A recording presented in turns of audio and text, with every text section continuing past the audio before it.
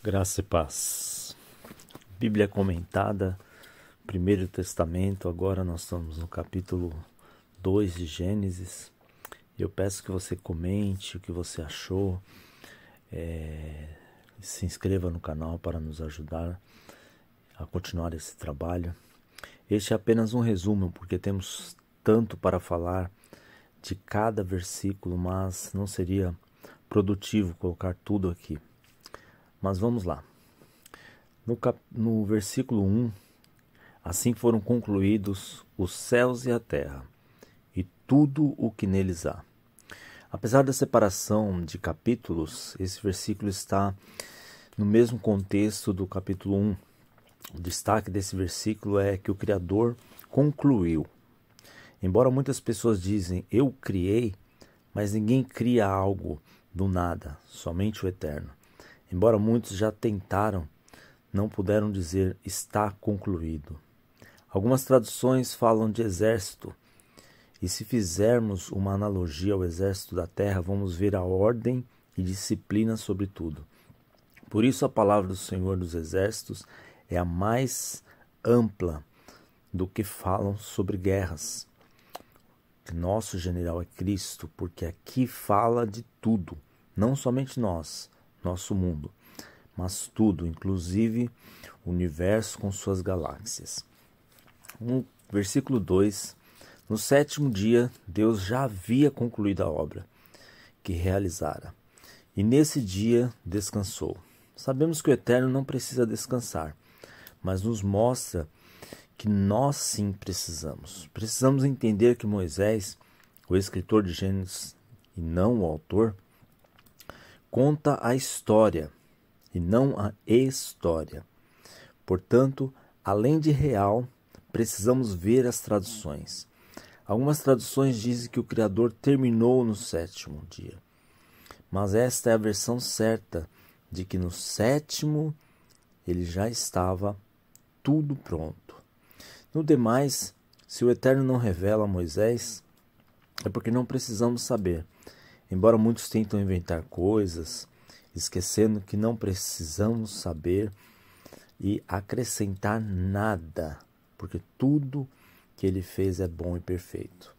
É importante entendermos que estamos falando de calendário, já que a diferença de um povo para o outro é grande, mas de descanso, não somente nesse tempo, mas na eternidade. Então, não tem a ver com calendário em si mesmo. No versículo 3, abençoou Deus o sétimo dia e o santificou, porque nele descansou de toda a obra que realizara na criação. Veja que o Eterno não fala aqui, como em outros versículos, sobre tarde e manhã, mas ele santifica para que entendamos que é importante, inclusive para a nossa saúde mental, física e espiritual. Essa santificação está nele. Apesar de ser literal, termos um dia na semana para descanso, o maior destaque é o descanso nele. Jesus é o nosso descanso eterno. Quando Jesus na cruz declara, tetelestai, ele está dizendo, está concluído, está consumado, pode descansar em mim, porque eu paguei a sua dívida. Quem nunca perdeu o sono por causa de dívidas? Imagine essa que era impagável. Aqui mais uma vez vemos o Criador dizendo que terminou. E agora era hora de se relacionar com a criação. Ou seja, foi completado o santuário que o Senhor criou para ter intimidade com o homem e sua criação. Nós vamos ver na queda como o homem perde a autoridade e o direito de se relacionar no santuário. Mas depois, Jesus vem e nós passamos a ser santuários vivos. Esse sétimo dia é santificado e abençoado, ou seja, assim como nós somos santos, somos separados, e algo que vem com a graça do Eterno para nós, antes da lei e depois da lei, através de Jesus. 4. Essa é a história das origens dos céus e da terra, no tempo em que foram criados, quando o Senhor Deus fez a terra e os céus. O Eterno, que é um ser zeloso, organizado, nos deixa uma lição de administração de tempo, porque nós perdemos muitas bênçãos por não saber administrar o nosso tempo. E hoje, com os sinais da vinda de Cristo, os dias têm sido abreviados e não conseguimos completar muitos projetos por falta de planejamento. O Eterno faz distinção de tudo. Para os pagãos, tudo é a mesma coisa. Homem, animais, natureza, deuses. Mas em tudo o Eterno separa águas, luminares, natureza, dias, céus e terra. E acima de tudo, Ele, o Criador, está distinto acima de todas as coisas. Como comentei, o descanso é para a eternidade. Vemos isso quando é escrito pares de dias. E houve o primeiro e o segundo dia.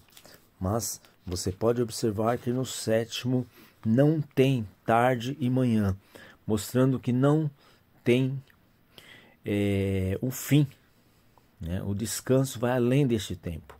É eterno, quando estamos no Criador. 5. Ainda não tinha brotado nenhum arbusto no campo, nenhuma planta havia germinado, porque o Senhor Deus ainda não tinha feito chover sobre a terra, e também não havia o homem para cultivar o solo. Parece que está havendo uma contradição, mas não.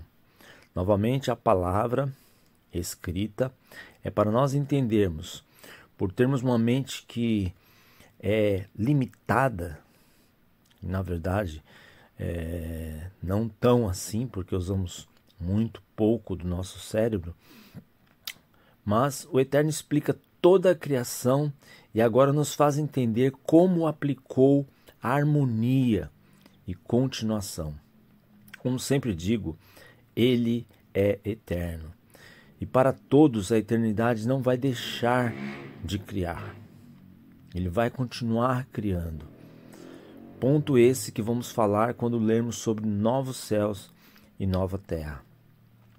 Porque o primeiro já não existe. Está dizendo sobre o nosso planeta.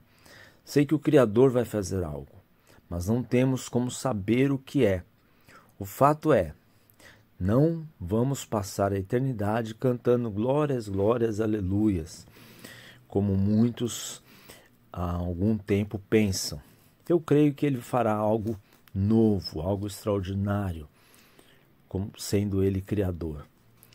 Como disse no capítulo 1, tem coisas que podemos pensar, falar, discutir e não vão interferir na salvação. E para mim é a mesma coisa. Apocalipse 21 diz que o Criador vai fazer algo novo. Subiremos com Jesus, mas depois eu creio que o Senhor tem algo maior, que nem olhos viram, nem ouvidos ouviram. Devemos entender que o Criador cria ambientes para nós, suas criaturas, e que hoje nos permite chamá-lo de Pai, ampliando ainda mais o ambiente inicial, o jardim, o que chamamos de ambiente de adoração. No versículo 6, todavia brotava água da terra e irrigava toda a superfície do solo.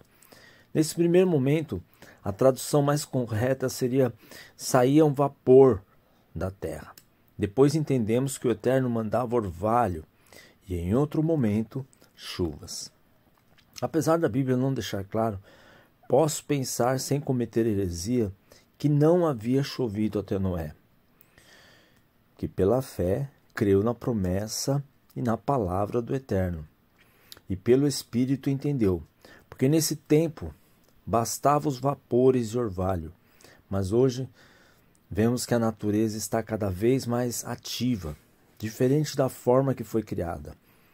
Eu, de uma forma simples, digo que a natureza está se vingando. Mas vamos trabalhar mais no capítulo 7 sobre isso. Agora vamos para o versículo 7. Então o Senhor Deus formou o homem do pó da terra e soprou em suas narinas o fôlego de vida, e o homem se tornou um ser vivente. Mais uma vez, a ordem aqui não altera o fato que o homem foi criado no sexto dia. Porém, aqui explica como aconteceu. O Criador, como o oleiro que mexe no barro e faz o vaso, o Eterno fez um boneco que chama de homem. Um vaso que nada tinha, que é bonito, ficou bonito. Quando colocamos uma flor no vaso, ele se torna mais bonito e útil. E o Eterno coloca um pouco dele mesmo ao soprar naquele boneco. Desculpa, mas como muitos pensam, isso não nos faz pequenos deuses. Não somos capazes de criar algo do nada. Precisamos de alguma coisa para iniciar. Mas aqui ele não diz haja, mas ele mesmo faz. E depois, através do sopro, aí sim nos tornamos semelhantes, ou seja, parecidos e não iguais. Aí sim, pela primeira vez, ele diz, ficou muito bom. Porque sempre dizia que ficou bom. Agora ele usa o muito. Esse muito não tem nada a ver com o homem, mas o sopro de vida que ele dá ao boneco. Definitivamente não viemos de uma explosão e nem houve uma evolução do macaco para o homem. Basta querer decidir, acreditar, que fica muito mais fácil crer no que está escrito do que nos vários tipos de teoria da evolução. Por vários motivos, mas vou dar apenas um, porque os macacos pararam de evoluir. Se fosse verdade, até hoje haveria evoluções como vemos nos filmes de Hollywood. Ainda temos a afirmação do próprio Criador que o homem, boneco, se tornou um ser vivente, não um ser vivente se tornou o homem.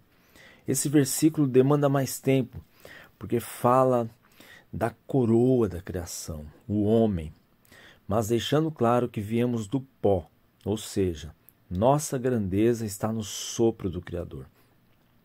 Se temos que nos gloriar, como Paulo diz, tem que ser no Senhor. Mas nós precisamos entender que nossa origem foi a mesma, do barro. Não importa que raça, que cor, classe econômica, se não entendermos nossa origem, o orgulho vai nos derrubar. Mas da mesma forma que devemos pensar que a nossa origem no barro, temos que entender nossa origem no sopro. Esse é o destino das almas que assim receberem Jesus, que vemos com tanta abundância na palavra. E repito, palavra com P maiúsculo, porque é o próprio Jesus, o Verbo. Se o homem foi feito para a glória, e tanto o homem quanto o inimigo tentam tirar a glória do Eterno, vai trazer um preço muito alto aos que tais coisas praticam. Enquanto todos dizem que somos pecado, que somos fracos, essa palavra nos aponta algo mais profundo. Temos Deus em nós por meio do sopro. Isso não é simbólico, mas é real, é literal. Por isso o inimigo trabalha tanto nas crises de identidade e na acusação de culpa. Versículo 8. Ora, o Senhor Deus tinha plantado um jardim no Éden, para os lados do leste, e ali colocou o homem que formara. Temos uma interpretação errada quando falamos jardim do Éden. Mas Éden é um local que, lógico, era muito grande para comportar a criação. Mas o Eterno fez nesse local um jardim, que chamou de Éden. Versículo 9. O Senhor Deus fez nascer então do solo todo tipo de árvores, agradáveis aos olhos e boas para alimento. E no meio do jardim estavam a árvore da vida e a árvore do conhecimento do bem e do mal. Veja que o homem não tem trabalho até aqui. O pai que preparou a casa para o seu filho faz tudo para ele, inclusive todas as árvores e alimento para todo ser vivo.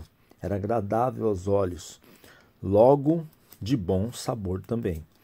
Mas aqui já nasce o plano perfeito e o destaque que não somos robôs. Ele coloca mais duas árvores, a da vida, da morte, que é uma escolha para o homem. O Eterno já sabia de todas as coisas, mas ele nos permite escolher o nosso caminho. Temos que tomar cuidado para não interpretar que o nosso conhecimento veio de uma árvore mágica, mas o Eterno nos fez e soprou a inteligência, e desde o sopro somos seres pensantes. Bom, falaremos mais sobre isso no terceiro capítulo. Aqui tudo se trata de obedecer, e não de árvores com poderes, mas sobre duas árvores em específico foi liberada uma palavra, e a palavra sim tem poder, e não as árvores ou o fruto. Mas a grande lição é não nos aventurar em curiosidades, as coisas que não foram escritas, mas obedecer e seguir o que está escrito pelo Eterno, nos garantindo assim sucesso em todas as áreas de nossa vida. No Éden, no versículo 10, nascia um rio que irrigava o jardim e depois se dividia em 4. Novamente, vamos entender que no Éden nascia um rio, tinha uma fonte, não no jardim. E as pessoas buscam o local exato do jardim por má interpretação do texto. Versículo 11. O nome do primeiro é Pison. Ele percorre toda a terra, de Havilá, onde existe ouro. Apesar de parecer que esse versículo não teria o que comentar, mas sim, rios representam vida, fartura. Versículo 12. O ouro daquela terra é excelente. Lá também existe o bidélio e a pedra de ônix. E lógico, por terem sido feitos pelo Eterno, vamos ver riquezas que foram deixadas para o homem. Mas infelizmente, o homem usou e usa muito mal todos os recursos que o Eterno nos deixou. 13. O segundo que percorre toda a terra de Cuxi é o Gion. Podemos novamente ver que o Éden era um país muito extenso. Versículo 14. O terceiro que corre pelo lado leste da Síria é o Tigre, e o quarto é o rio Eufrates. Vamos lembrar que no verso 10 diz que de uma fonte saíram os 4 rios. Sabemos que a fonte de águas na Bíblia representa Jesus, e quem move as águas é o Espírito Santo. Para nós, o número 4, que vemos com frequência, temos a interpretação de várias formas, ela quer dizer conclusão. Aqui, conclusão da criação, autoridade, símbolo. Mas em relação à criação, nesse caso, vemos a importância desse número, mas não é numerologia, apenas definições que o Eterno nos deixa para melhor entendermos. Como, por exemplo, as 4 estações do ano, os 4 pontos cardeais, os 4 elementos, terra, água, ar e fogo. Poderia citar os 4 seres viventes, os 4 cavaleiros, os 4 evangelhos, enfim, vários outros. Sempre vai ter uma relação com Jesus. E se lermos com essa intenção o Primeiro Testamento, vamos entender melhor. 15. O Senhor Deus colocou o homem no jardim do Éden para cuidar dele e cultivá-lo. Agora, o Senhor, depois de tudo pronto, pega o homem e diz: você vai cuidar do que eu fiz. Deveria ser assim até hoje. Não somente coisas, mas pessoas e principalmente filhos. O Criador faz e nos dá para cuidar, porque pertence a Ele. Versículo 16. E o Senhor Deus ordenou ao homem: coma livremente de qualquer árvore do jardim, O Eterno dá uma ordem. Precisamos entender que quando o nosso Criador dá uma ordem, tem que ser obedecida. 17. Mas não coma da árvore do conhecimento, do bem e do mal, porque no dia em que dela comer, certamente você morrerá. Mas as pessoas têm desculpas para errar e usam até versículos para isso. Porém, o Eterno nunca deixa de ser claro. Ele não fala em mistérios com seus filhos, como muitos dizem. Sua palavra e ordem são claras, objetivas. Não e sim.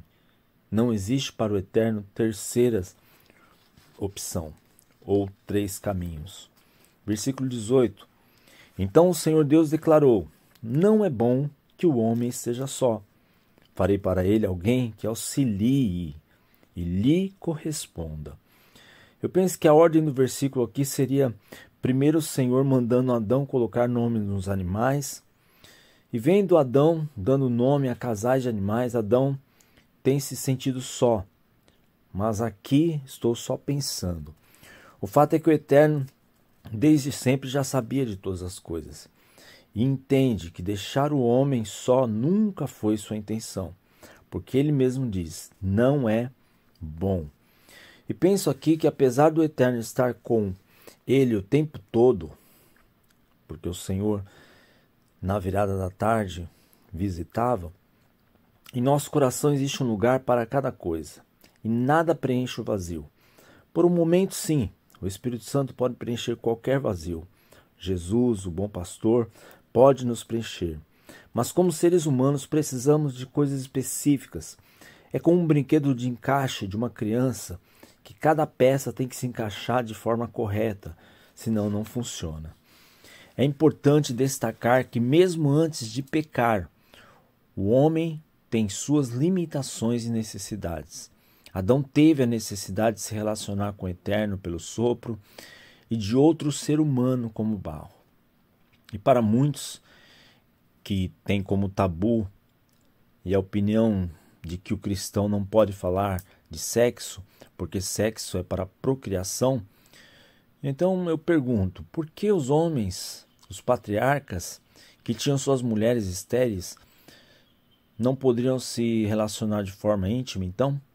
Já que suas esposas não poderiam dar filhos? Entendo que sexo é uma forma de amor, sim, e é santo, separado. Por isso é importante o respeito e entendimento do que é uma relação dentro dos padrões dos jardins, ou seja, padrões do Eterno. Versículo 19. Depois que formou a terra, todos os animais do campo e todas as aves dos céus, o Senhor Deus os trouxe ao homem para ver como esse lhe chamaria. E o nome que o homem desse a cada ser vivo, esse seria o seu nome. O Eterno libera aqui a autoridade sobre a criação, agora de um jeito formal. Ele mesmo diz, você tem autoridade e liberdade para governar sobre a minha criação. Precisamos entender o princípio desse versículo. Adão era representante do Eterno aqui na terra, como nós também somos. E como princípios no mundo, é assim até hoje. Princípios jamais mudarão. Somos representantes do Eterno e Jesus veio para nos ensinar de como sermos representante e não sermos destituídos desse cargo, por assim dizer. Versículo 20. Assim o homem deu nomes a todos os rebanhos domésticos, às aves do céu e a todos os animais selvagens. Todavia não se encontrou para o homem alguém que o auxiliasse e lhe correspondesse. Creio que nessa parte entra meu comentário, que o homem se sentiu só. E embora muitas pessoas digam que gostam de estar sozinhas, não é verdade. Talvez por um tempo apenas, mas o homem não foi criado para estar só e também não foi criado para morrer. Por isso, ele não aceita a morte. Então é algo que não se pode ser preenchido de forma completa, plena. Por algum momento, sim, mas vamos sentir a necessidade. Versículo 21. Então o Senhor Deus fez o homem cair em profundo sono, e enquanto esse dormia, tirou-lhe uma costela, fechando o lugar com carne. Não podemos diminuir o poder do Criador, mas entender que ele fez Eva de uma forma diferente, porque ele tinha propósitos diferentes. A ciência fala sobre células, nesse caso células troncos, e a maior concentração são nos ossos e principalmente nas costelas. Pontos morais. A mulher não está acima nem abaixo, mas do lado, como auxiliadora, como alguém que ajuda, que faz com que a carga do homem seja mais suave. Pode ter um significado diferente para algumas pessoas, mas o Criador, ele quer dividir tarefas e não substituir posições. Cada um tem seu papel na criação para poder fluir e funcionar de uma forma alinhada. Mas aqui podemos também analisar o conceito do sono, a sua necessidade. Sabemos que o sono, além de descanso, é a fonte de uma nova esperança, um novo tempo em nossas vidas, onde ao abrir os olhos temos a oportunidade de ver a criação do Eterno, contemplar e reagir sobre ela, porque nos foi dada essa autoridade. Quando dormimos, sonhamos, e quando sonhamos, vivemos mais intensamente. 22. Com a costela que havia tirado do homem, o Senhor Deus fez uma mulher e a trouxe a ele. É importante entender que o Eterno não dorme. Enquanto descansamos, ele trabalha para nós. E ele quer dar algo novo todas as manhãs. Mas muitas vezes acordamos e vamos fazer tudo, menos dar um bom dia ao Espírito Santo e perguntar: o que o Senhor tem de novo para mim hoje? Versículo 23. Disse então o homem: esta sim é osso dos meus ossos e carne da minha carne. Ela será chamada mulher, porque do homem foi tirada.